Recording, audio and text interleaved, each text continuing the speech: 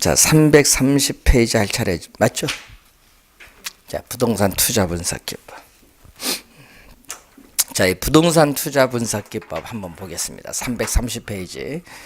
자, 이 부동산 투자 분석 기법 보시면은 우선은 부동산 투자로부터 미래에 예상되는 현금 수입과 지출을 현재의 가치로 할인을 하는 게 화폐 시간 가치를 고려하는 방법입니다. 이 화폐 시간 가치를 고려하는 방법을 할인 기법이라고 해요. 할인 기법. 시험 지문에 가끔 요 두 개 이런 걸 가끔 출제를 하거든요. 그래서 원래 출제할 수도 좀 있는데 화폐 시간 가치를 고려하는 방법, 또 화폐 시간 가치를 또 고려하지 않는 방법. 그럼 화폐 시간 가치를 고려하지 않는 방법은 비할인 기법. 그럼 가끔 시험 문제에 할인 기법, 비할인 기법으로 또 출제하기도 해요. 자, 그러면은 이 화폐 시간 가치를 고려하는 방법 보면은 우선은 할인 현금 수지 분석법이 있습니다. 자, 이 할인 현금 수지 분석법.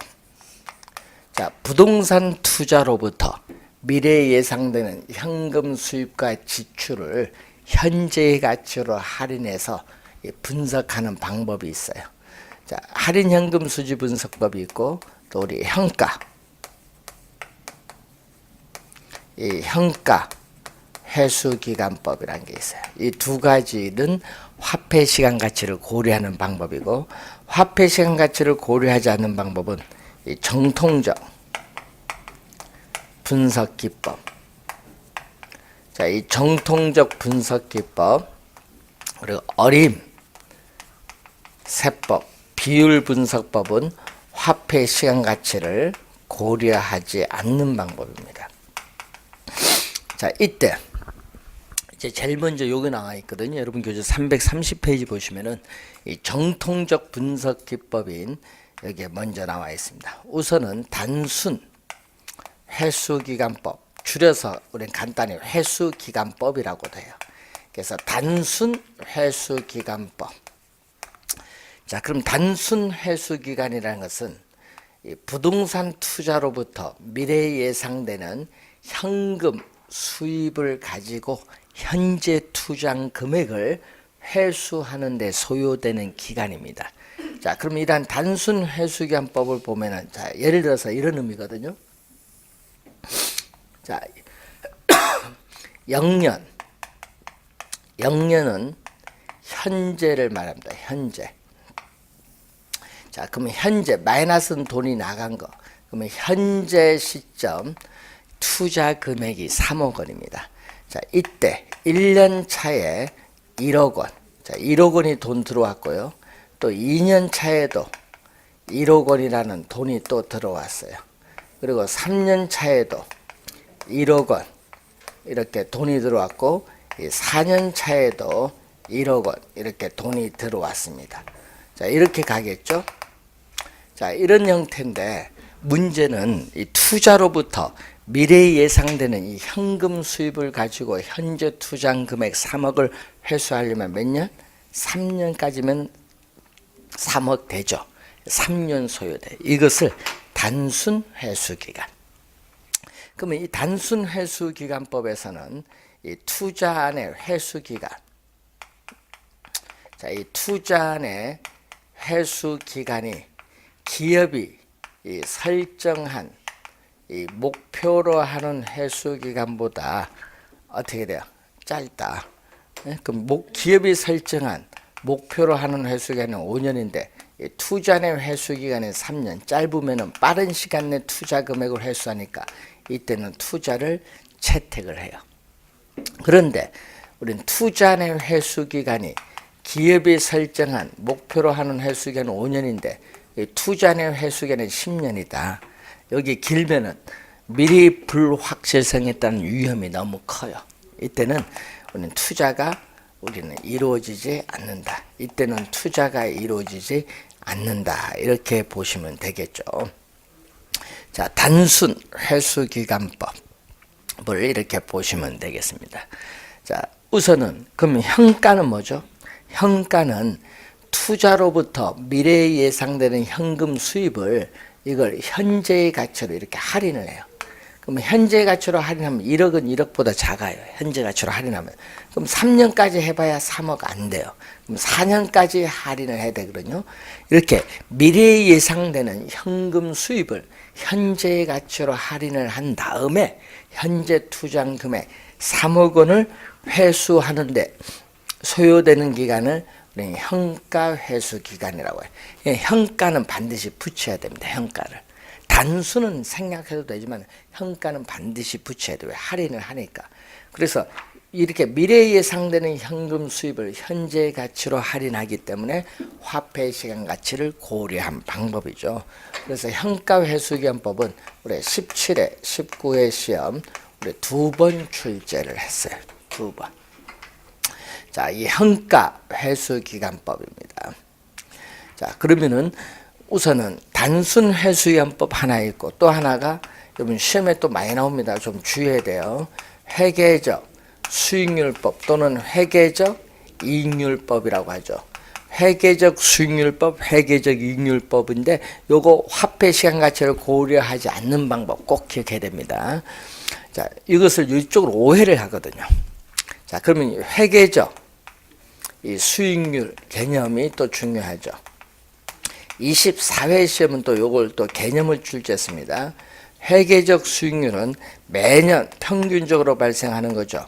연평균 순이익, 연평균 순이익을 연평균, 자, 연평균 순이익을 연평균 우리가 투자한 금액, 연평균 순이익을 연평균 투자한 금액으로 나눈 것을 회계적 수익률입니다. 회계적 수익률이고 이것을 목표로 하는 이 수익률과 비교를 이렇게 했을 때 뭐가 목표로 하는 수익률보다 회계적 수익률이 이렇게 커요. 자, 목표로 하는 수익률보다 크면은 우리는 또 투자가 이루어지는 거고 반대로 목표로 하는 수익률이 더 회계적 수익률보다 크면은 투자가 이루어지지 않는 겁니다. 그래서 회계 장부상에 기입된 이 수입과 비용을 우리가 가지고 계산한 수익률입니다. 그래서 화폐 시간 가치를 우리가 고려하지 않는다 이런 얘기죠. 자, 그래서 여러분이 회계적 수익률법 또 우리가 요 두 가지 정통적 분석 기법 330페이지에 나온 내용을 설명했습니다. 특히 회계적 수익률법은 화폐 시간 가치를 고려하지 않는다. 꼭 기억을 해 두셔야 돼요.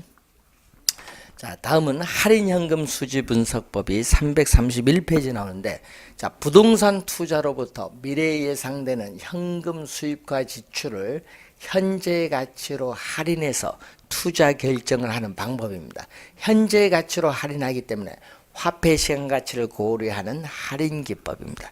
자, 그래서 여기서는 주의를 해야 될 것은 세후 소득 기준입니다. 우선 세후 소득을 기준한다. 자, 이 할인현금 수지 분석법은 우선 세후 소득을 기준으로 해서 계산한다. 세후 소득. 그리고 또 전체 투자 기간, 부동산을 취득을 해서 처분할 때까지 전체 투자 기간 동안, 전체 우리 투자 기간을 의미하죠. 자, 전체 투자 기간 동안에 현금 흐름을 우리 반영하고 있다. 전체 투자 기간 동안에 현금 흐름을 반영하고 있다는 장점. 2년 전에 반영하지 않는다로 출제했거든요. 자, 그래서 이 할인현금 수지 분석법은 전체 투자 기간 동안의 현금 흐름을 반영하고 있다는 거죠. 자, 우선 세 가지가 있어요. 자, 이 할인현금 수지 분석법의 세 가지인데 첫 번째가 순현재 가치법이 있습니다. 자, 순현재 가치법을 순형가법 NPV법인데 시험에 우선은 할인현금 수지분석법은 매년 한 문제 출제하거든요. 그러니까 잘 정리를 해야 되는데, 자 우선은 순현재가치법 NPV법입니다. NPV법. 자, NPV법을 우선 의미하는데 개념을 보시면은, 자 부동산 투자로부터 장래 예상되는 세후 소득의 현재 가치의 합계와 처음에 투자 비용으로 지출한 이 지분의 현재 가치의 합계를 서로 비교해서 투자 결정을 하는 방법입니다. 그래서 우선 개념을 정확하게 알아야겠는데, 순현재 가치를 순현가인데 약어로 MPV로 사용하죠. 그럼 순현재 가치는 부동산 투자로부터 장래 예상되는 현금 유입의 현가, 이 장래 예상되는 현금 유입의 현가, 현금 유입에 있어서의 이 현재 가치와 현금 유출의 현재 가치, 현금 유입의 현재 가치와 이 현금 유출에 있어서의 현재 가치가 바로 I죠. 현금 유입의 현가와 현금 유출의 현가를 이렇게 빼준 것을 순현재 가치다. 항상 우리 투자의 판단 시점은 현재 시점이라는 걸 명심하고, 이 현금 유입을 또는 우리 수입이라고도 하고, 현금 유출은 우리가 비용을 의미하겠죠. 자, 이 현금 유출은 우리가 총 투자한 금액이 아니라 지분 투자액이다. 자기 자본, 여러분 자기 자본, 지분 투자액이다. 총 투자한 금액이 아닙니다. 이 부동산 투자로부터 장래 예상되는 현금 유입과 현금 유출을 현재 가치로 할인을 해야 돼요. 그럼 이때 현재 가치로 우리 할인할 때 할인율로서 요구 수익률을 사용하는데, 요구 수익률이 자본 비용이죠. 자, 요구 수익률을 사용하죠. 이 자본 비용인 요구 수익률을 우선 사용을 한다. 자, 순현재 가치인데, 그래서 순현가를 계산하기 위해서는 할인율인 요구 수익률이 사전에 미리 결정되진다. 왜? 이걸 알아야 현재 가치로 할인할 수 있기 때문에. 자, 우선 요 수식은 매년 출제되는 수식이거든요. 그래서 이 수식은 시험에 자주 나오는 수식이니까 꼭 기억을 하고 다녀야 될 수식. 자, 이때 단일 투자안이 하나다. 또는 한 투자안의 의사결정이 다른 투자안에 영향을 미치지 못하는 독립적 투자안이다. 이 단일 투자안이나 독립적 투자안일 경우에 우리는 순현재 가치가 0보다 크냐 0보다 작냐가 중요하죠. 자, 순현재 가치가 0보다 크면 어떻게 돼요? 0을 기준으로 판단하는데 0보다 크면 현금 유입의 현가가 현금 유출의 현가보다 크기 때문에 우리는 투자를 뭐 한다? 채택을 합니다. 투자를 채택하고, 우리가 이 0보다 작으면 현금 유입의 현가보다 현금 유출의 현가가 크니까 이때는 투자가 이루어지지 않는다. 그래서 순현가법에서 투자 의사결정 기준은 0을 기준으로 판단하는데, 1이 아니라는 거예요. 1이 아니라 0을 기준으로 판단한다. 좀 주의해 두셔야 되겠죠. 자, 그리고 상호 배타적 투자안, 한 투자안을 정하면 나머지 투자는 배제시키는 상호 배타적 투자안이죠. 자, 상호 배타적 투자안일 경우에는 순현가가 0보다 큰 투자안 중에서도 순현가가 가장 큰 투자안을 선택하는 것이 상호 배타적 투자안입니다. 자, 그래서 우선은 이 기본적 개념을 잘 알아두셔야 되겠고, 자, 그리고 우선은 이 얘기겠죠. A 투자의 순현가가 1억 원이다. A 투자의 순현가가 1억이고 B 투자의 순현가가 2억이다. 두 개를 더해주면은 3억이 되거든요. A와 B의 투자를 우리가 했을 경우에 순현가가 3억이 돼요. 이게 같아요. 즉 가치 가산의 원칙이 성립합니다. 가치 가산, 여러분 가산은 합산이라고도 해요. 가치 가산의 원칙 또는 가치 합산의 원칙이 성립을 하기 때문에 항상 투자자의 부를 극대화해야 됩니다.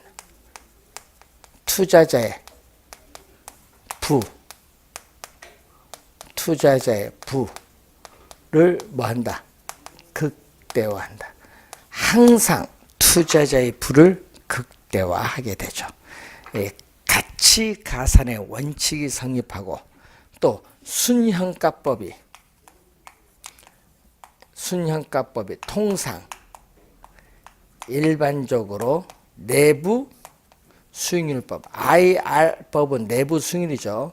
내부 수익률법보다 이론적으로 우리는 우월하다. 일반적으로. 자, 그래서 순현가의 개념을 우선 잘 이해를 해 두셔야 됩니다. 자, 순현가법을 우선 본 내용입니다. 자, 333페이지 보면은 우리가 이 순현가법을 응용한 수익성 지수법이 나오죠. 수익성 지수인데 수익성은 Profitability Index PI법이라고 하죠. 자, 수익성 지수법은 투자안들의 순현가는 같아요. 자, 이렇게 투자안들의 순현가는 같다. 투자안들의 순현가는 같은데 뭐가 된다? 투자 금액이 다를 경우. 자, 투자안들의 순현가는 같고 투자 금액이 다를 경우, 투자 금액이 다를 경우에는 우리는 수익성 지수법을 사용합니다. 자, 예를 들어서 이런 얘기죠.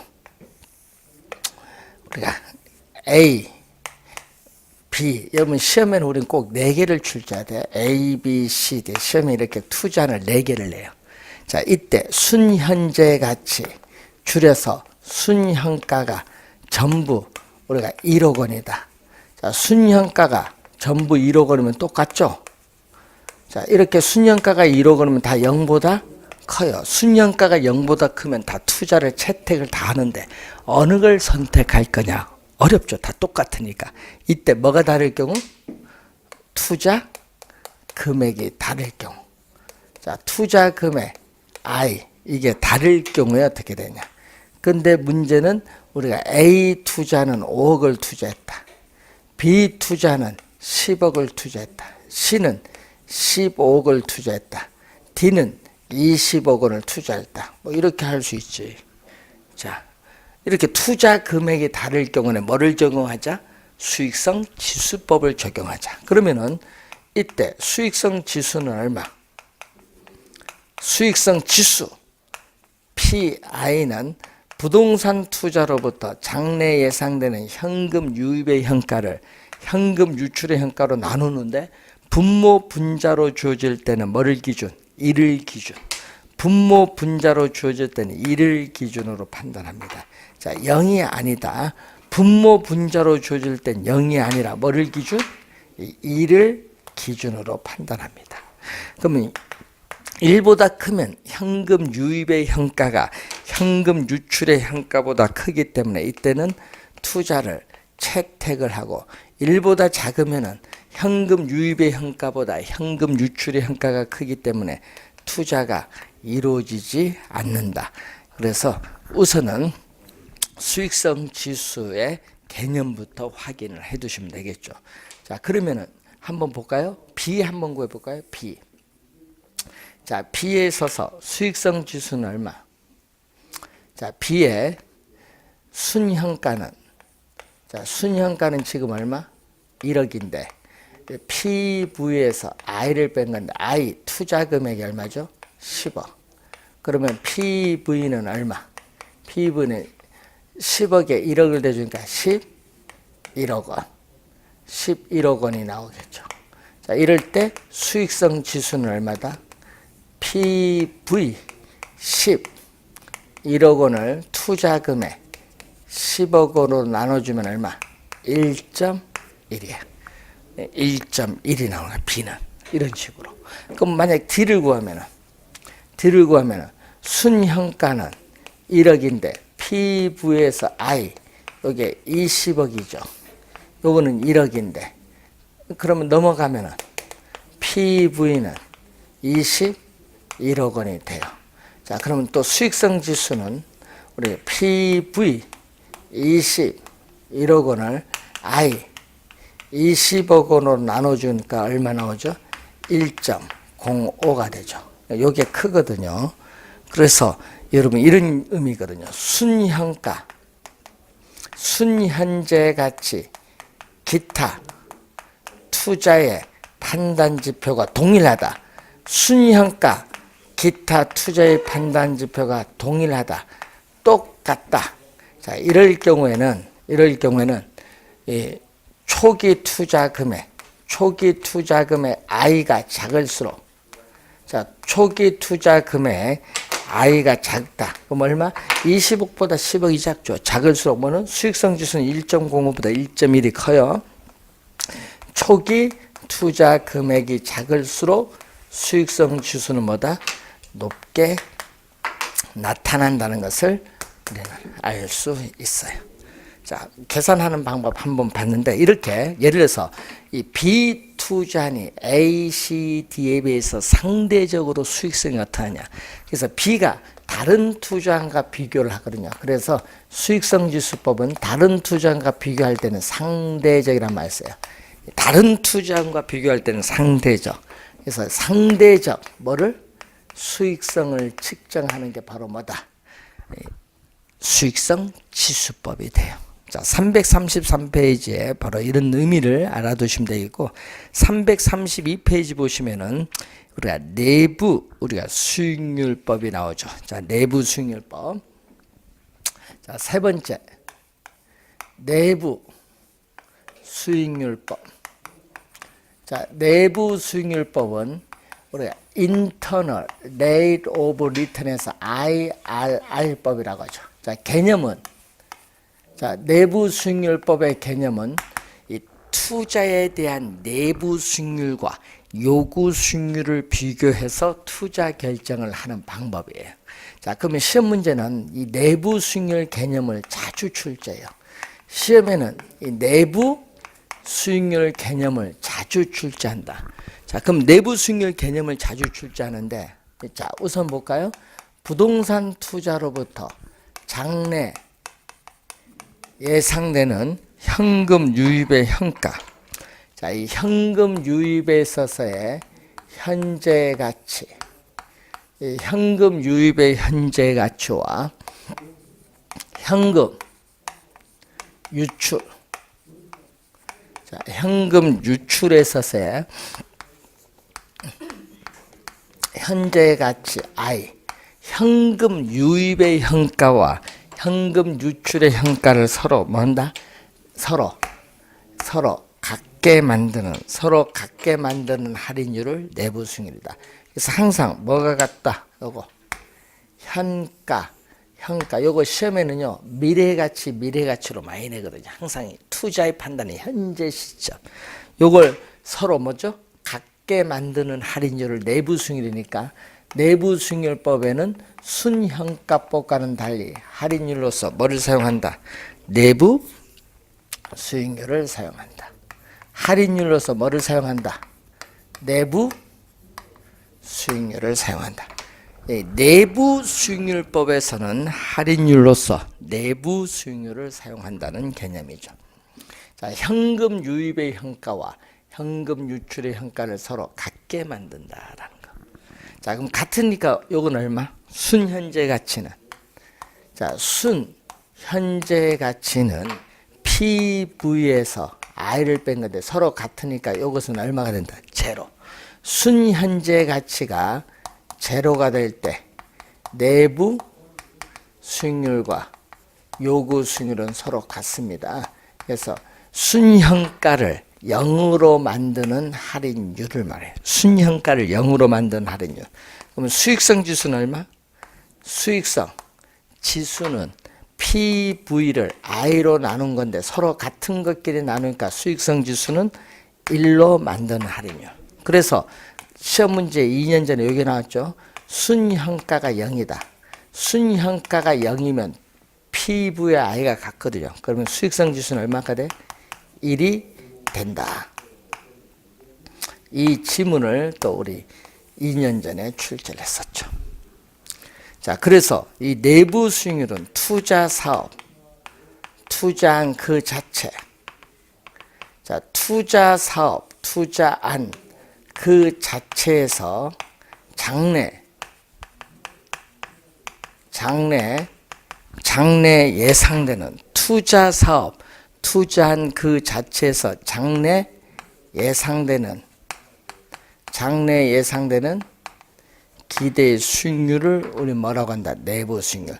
투자한 그 자체에서 장래 예상되는 기대 수익률을 내부 수익률이라고 하죠.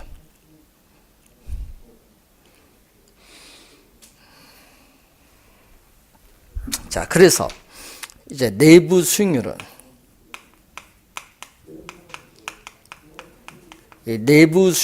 기대 수익률인데 이 자본 비용인 요구 수익률보다 크면은 투자를 채택을 할 것이고, 내부 수익률이 요구 수익률보다 작으면 투자가 이루어지지 않을 것이다.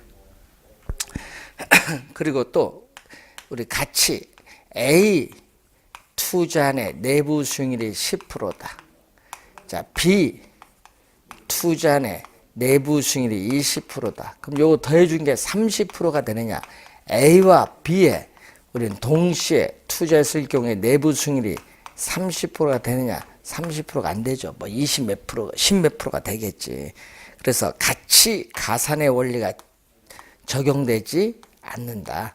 같이 가산의 원칙이 성립되지 않기 때문에 투자자의 부를 항상 극대화시켜주는 것은 아니라는 것.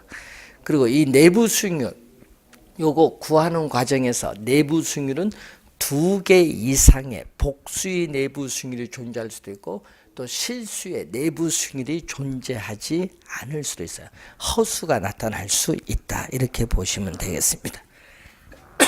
자, 그 내용을 지금 설명하고 있고 336페이지에 보시면은 자, 위에서 7번째 보시면 이렇게 나오죠. 순현가법으로는 타당성이 있는 투자 사업이 내부 수익률법으로는 타당성이 없을 수도 있다.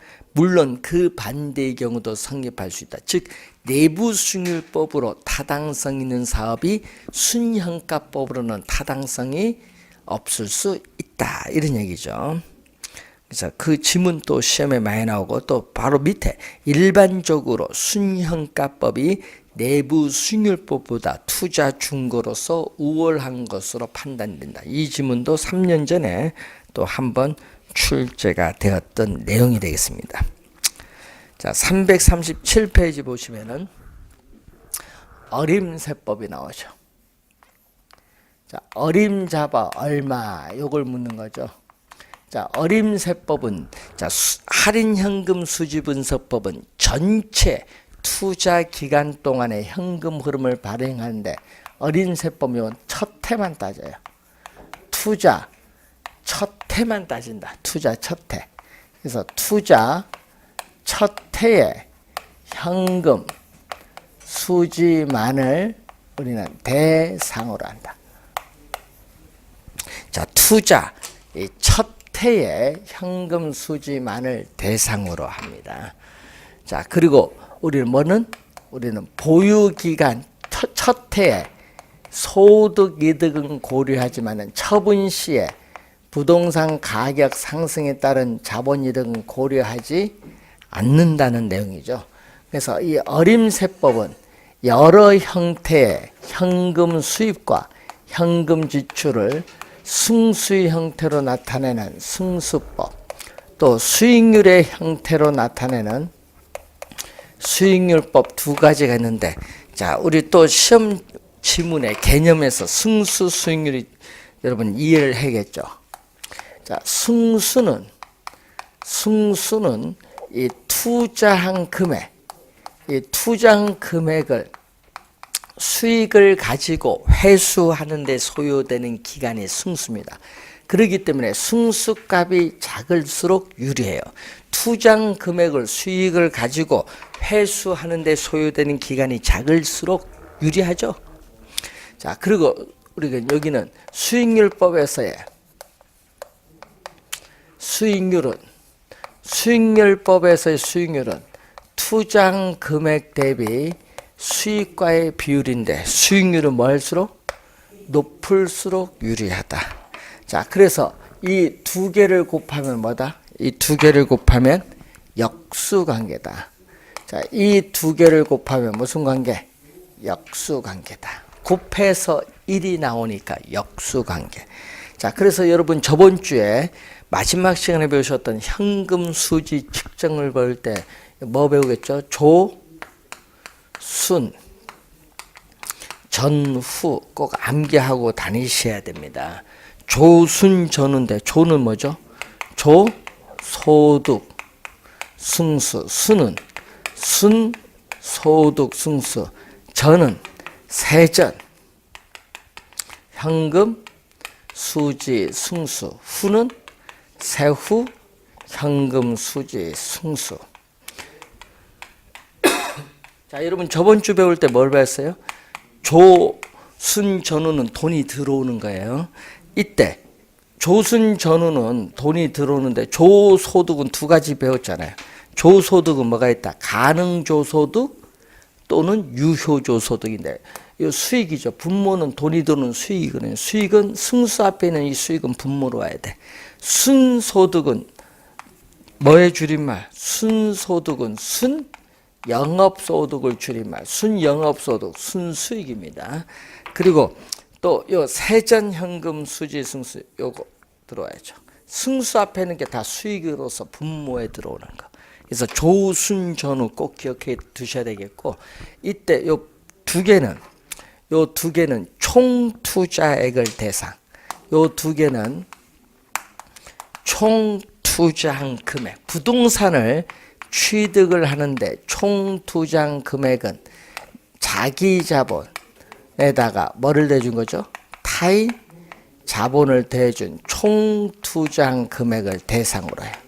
그런데 이 순영업소득에서 세전현금 수주로 넘어올 때 타인 자본에 대한 대가인 부채 서비스액을 지불하기 때문에, 타인 자본 대가를 지불하니까 뭐만? 요거는 필요 없지. 이제 자기 자본. 요 두 개는 자기 자본을 대상으로 구합니다. 그럼 자기 자본이 뭐죠? 지분 투자액이죠. 그래서 여기는 총 투자액이 아니라 지분 투자액입니다. 왜냐? 순영업소득에서 세전현금수로 넘어올 때 타인 자본에 대한 대가를 지불했기 때문에. 그래서 여기는 지분 투자액을 대상. 그럼 시험 문제에 24회 같은 경우 24회, 26회는 요걸 바꾸죠. 총은 뭘로? 지분으로. 또 지분은 뭘로? 총으로. 말을 바꿔서 출제해요. 24회, 26회 또 그렇게 출제했죠. 말을 잘 바꿔요. 자, 그러면은 이때 역수 관계를 또 따져야지. 역수. 자, 역수는, 자, 조소득 승수의 역수는 총 자산 회전율입니다. 총자산 회전율은 투자된 총자산이 총 투자한 금액인데, 이 총 투자한 금액은 결국 부동산 가격이죠. 총 투자한 금액은 부동산 가격에 대한 조소득가의 비율을 말합니다. 자, 예를 들어서 여러분 총 투자 금액이 10억인데 조소득이 2억이면 요게 얼마죠? 총 투자한 금액 10억 원을 2억 가지고 회수하는데 몇 년? 5년 소요되는 거죠. 자, 총 투자한 금액은 10억인데 순수익, 순영업소득 1억 가지고 회수한데 몇 년? 10년 소요되는데, 그래서 순소득 승수를 뭐죠? 총 투자한 금액을 순영업소득을 가지고 회수하는 데 소요되는 기간을 말하기 때문에 순소득 승수를 우리는 자본회수 기간이라고 해요. 어디가 커요? 요 두 개 비교했더니 조소득 승수보다 순소득 승수가 크다. 2년 전 26회 출제했었죠. 자, 그러면 총 투자한 금액에서 대출금 타인 자본을 뺀 자기 자본이 5억이다. 자, 5억인데 세전 순영업소득에서 원리금 상환을 뺀 세전 현금 수지가 5천만 원이면 얼마? 몇 년? 10년. 지분 투자액 5억을 세전 현금 수지 5천만 원 가지고 회수하는데 몇 년? 10년 소요된다는 의미죠. 그럼 요거의 역수는, 자, 역수는 지분 배당률, 요거는 지분 배당률, 지분 환원율 또는 세전 수익률이라고 하고, 자, 또 요거 역수 순소득 승수의 역수는 종합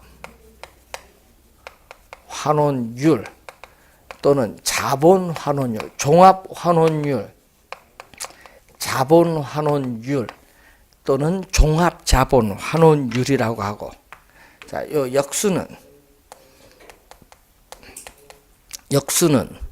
자, 지분 투자액 5억에서 세전에서 세금을 납부해서 세후는 2,500만 원이다. 자, 2,500만 원이면 얼마? 회수한데 20년 소요돼. 어디가 커 또? 2년 전 정답이었죠. 세전 현금 수지 승수보다 세후 현금 수지 승수가 큰데 2년 전엔 부동은 반대로 출제를 했어요. 역수는 세후 현금 수지 승수의 역수는 세후 수익률. 또 작년에 계산 문제 출제했죠. 자, 시험 문제에 요 역수 관계 잘 보는데 올해는요, 여기가 중요해요. 올해 시험은 요 두 개가 좀 중요해요. 올해 시험은 요 두 개에서 올해 정답 물을 가능성이 높은데 요 두 개를 올해 시험에 신경을 써서 잘 정리를 해 두셔야 되겠습니다. 자, 어림세법 한 문제 또 출제되는 범위인데 잘 알아두시고, 자, 여러분 교재 340페이지의 비율 분석법은 잠시 쉬고 시작하겠습니다.